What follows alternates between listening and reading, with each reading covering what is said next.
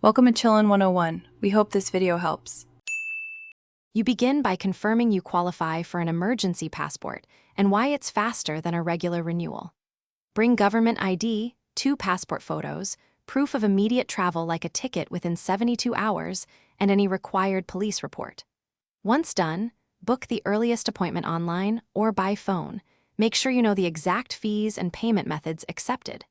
Acting now reduces delays and avoids multiple trips, so collect documents and confirm times before you leave for the consulate. You arrive early to present originals and neat photocopies. Consulates prioritize punctual applicants. Fill out the emergency passport form carefully. Errors cause delays. Then pay the fee and provide fingerprints or a biometric photo if requested. Explain the reason for emergency travel calmly and hand over your proof of travel to the officer, since that justifies expedited issuance. Once they accept your file, ask for an estimated pickup time or courier option so you can plan the final collection without unnecessary waiting. You collect your emergency passport and check every detail: name, spelling, birth date, passport number, and validity. Sign it if needed and confirm any entry endorsements.